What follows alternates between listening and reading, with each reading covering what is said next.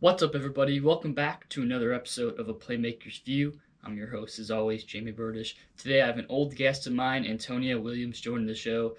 Today, Antonio and I will be talking a little bit about the NBA coming back. Sports are finally back. I know everyone out there is excited. We're going to kind of dive into our thoughts on what's going to go down, the whole bubble situation, who we think may take the title, and all that good stuff. So, I hope you guys are doing well out there. And without further ado, here we go. All right, guys. So, like I said, I have Antonio Williams again. I want to thank you again, Antonio. I had a lot of fun last time. So, we're going to be talking a lot about the NBA today. First off, I want to get your thoughts and excitement about the NBA finally resuming, and if you have any concerns or what are your thoughts on it come back because it's almost here. We're a few weeks away, so it's coming. So, what are your thoughts?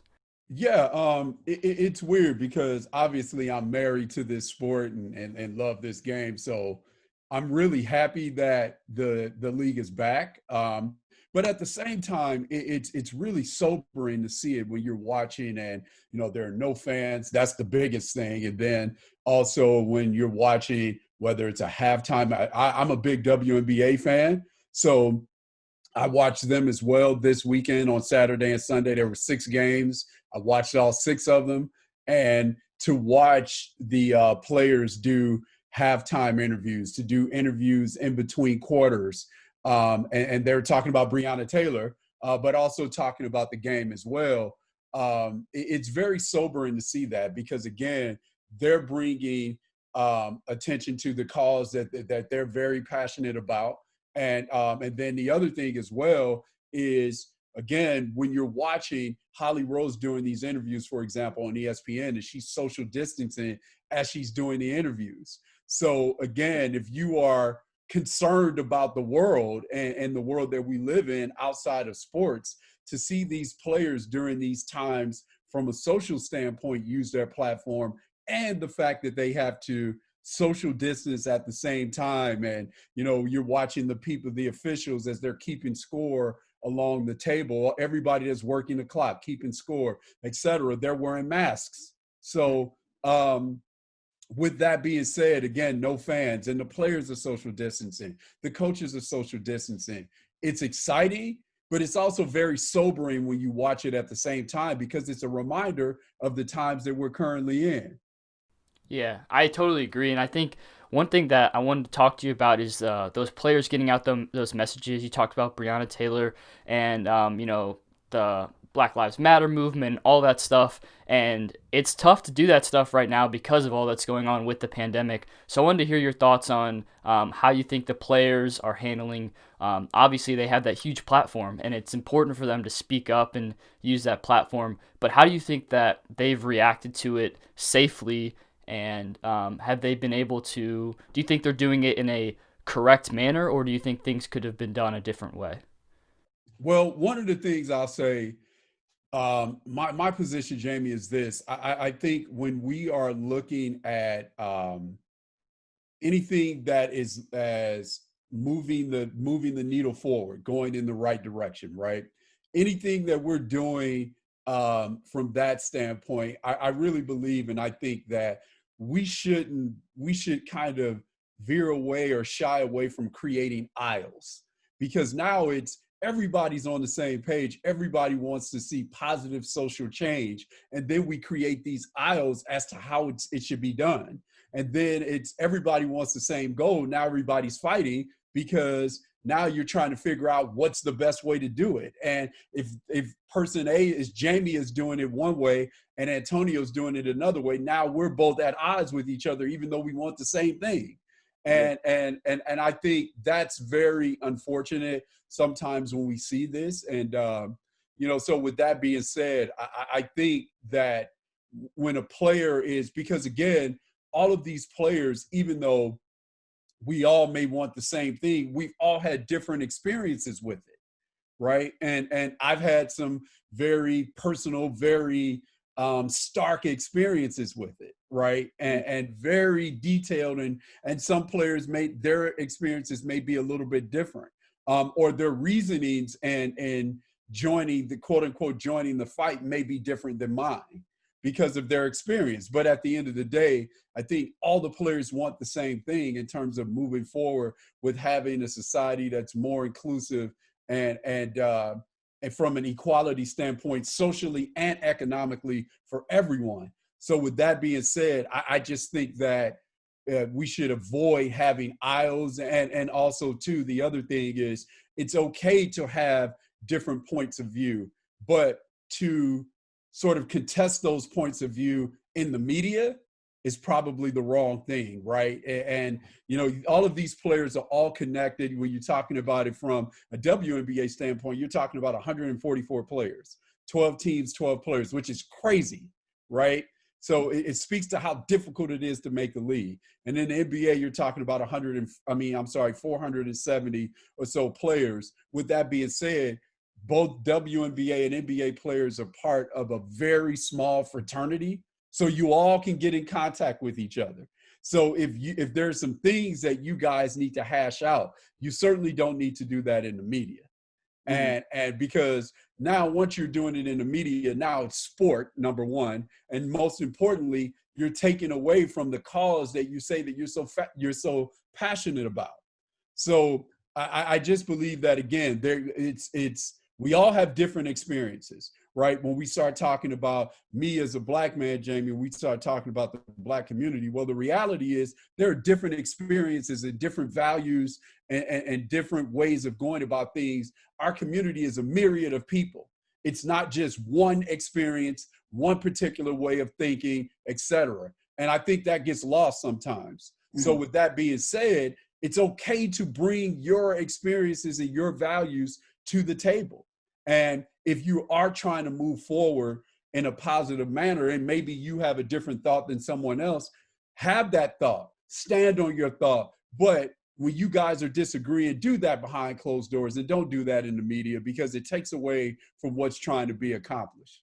Yeah, for sure. And I think, unfortunately, being a professional athlete, it's kind of tough to stay, you know, in that shadow, because a lot of times the media is, overshadowing you and trying to get those stories, those bad stories, unfortunately, too. Like they're trying to get the good and the bad. But like you said, I think it's important that we have all these different stories, because that's how we learn. I mean, if we didn't have that, we wouldn't know how to adjust and how to help each other out. So I think that's really important. But I want to talk a little bit about the concerns of the COVID stuff.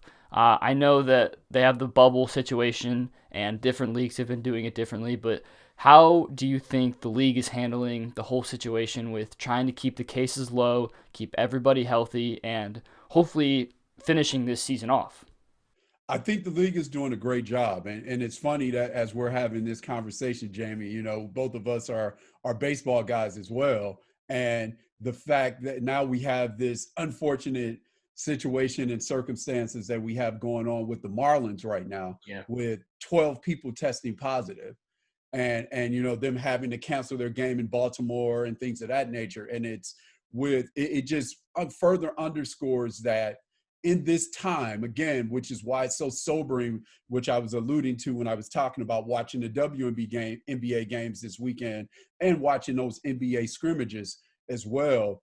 In these times, in these uncertain times from a health standpoint, and we're asking these athletes to risk their lives and things of that nature, because again, one of the things I've talked about this on other platforms, and we're seeing this right now, where there's a player for the Boston Red Sox who's no longer test positive for coronavirus, but due to some of the complications of COVID-19, which we don't all know, one of them that we do know is it can lead to an enlarged heart, right? Which is a very serious ailment, very serious situation.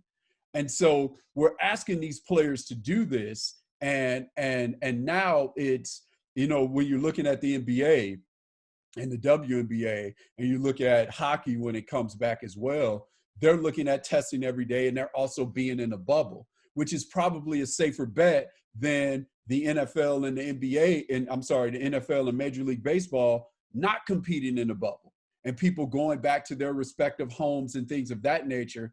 And again, when you're watching Florida, and Florida is the hot spot, I'm in Texas, that's another hot spot, right? and we have 12 people from the Marlins testing positive, it makes sense, right? Yeah. And so with that being said, I think, if we're going to do this and we're going to ask these players to do this, I think we need to, from not only the league perspective, but the players' perspective as well, do everything possible to keep yourselves as safe as possible. Yes, I'm not away from my family for 4 months or for 3 months. That's a major ask. But at the same time, if you are going to play, you may need to consider that so you don't bring something back to your family. You want to minimize the chances of you bringing something back to your family. Yeah. And with you leaving the bubble, I mean, with you guys being on the road, there's no bubble. You're being in one place. Now you're in another place, and all of the travel and all of the different things that you subject yourself to, it's very much possible to contract something. And again, and part of, and this is manifested by, and those concerns are manifested by, look at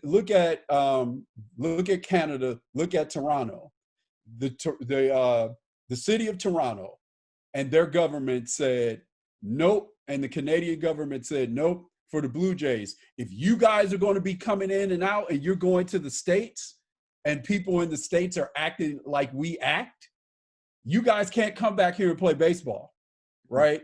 So Yeah, if that's that's smart. where, That's really if smart. you guys aren't going to be in a bubble, go to Buffalo or go somewhere else. You're not playing in Toronto. Mm. And so with that being said, it's it's one of those things that I think the NBA and the W are doing in these times that we're in right now, Jayme. I think they're doing the best that you possibly can do. Yeah, no, I agree. I think the biggest thing too is we have two situations right now that we both have to.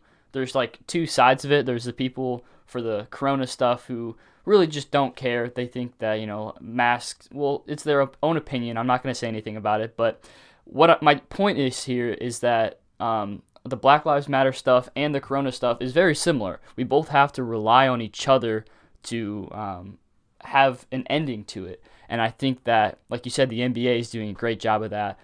It's not normal. It's not what we're used to. But if we want to get back to that normal, we need to sit down and realize that things are bad right now. And I think that that's the biggest thing right now. It's like we don't know how bad it's going to be, when it's going to end. I mean, I think most of us thought it was going to end in June or July, like this month, because of the hot summer days, cooling it down. But it's really a scary thought. I don't know how you feel about that, but I mean, it's scary to me. I'm going back to school here the next week, and who knows what's going to happen. I could get sick right away. I could not, and so it's really a scary thought. But I want to end on your predictions. I really appreciate you coming on again, but I want to hear some final predictions. You could do some WNBA stuff as well, but who do you think is going to take the title in the NBA and WNBA as well? It pains me to say this, and but again, this is assuming health for everybody, because as you said, Jayme, these are very uncertain times, and we all need to cooperate if we want to advance, right? And so, with that being said, this is assuming health for everybody, and of course, we've had a situation where now Lou Williams from the Clippers is quarantining again, right? And because he left the bubble and now he's going back in, so he's not got to quarantine for another 10 days. So which means he's going to miss a couple of those. He may miss a game or two for those 8 games that we're playing as those seeding games. He may miss a couple of those games. Mm-hmm. And, for them, even though they are a veteran team, the Clippers, and they're my pick to win it, as much as it pains me to say. I think they're my pick to win it because of the things they can do, not only from their starting lineup perspective with Paul George and the great Kawhi Leonard, what they can do from a versatility standpoint offensively, having those two guys as shot fabricators for themselves and for their teammates. Now, when they bring Lou Williams in, that's an added dynamic. Lou Williams and Montrezl Harrell are the highest scoring bench duo in NBA history. They both average over 18 points a game. right? And so so there, when I say that duo, that's for one season, not cumulative, right? And so what they can do offensively, and then when you turn that around, what they do defensively with Montrezl Harrell being amongst the league's leaders in taking charges, which is another way of protecting the rim. It's not just blocking shots. He is a big that takes charges, right? So what they can do defensively when they go Paul George, Kawhi, Patrick Beverly, when they get him back, right? And then Montrezl Harrell, then they add Joakim Noah from a defensive standpoint and energy. They are they have star power and they have depth. So again, full strength, I think they're the best team. If again, full strength. But again, we're looking at this. This is every season is about attrition, but this one particularly because of the coronavirus and things of that nature, is also the attrition aspect of it becomes heightened. It becomes magnified. So again, I'm assuming that they're at full strength.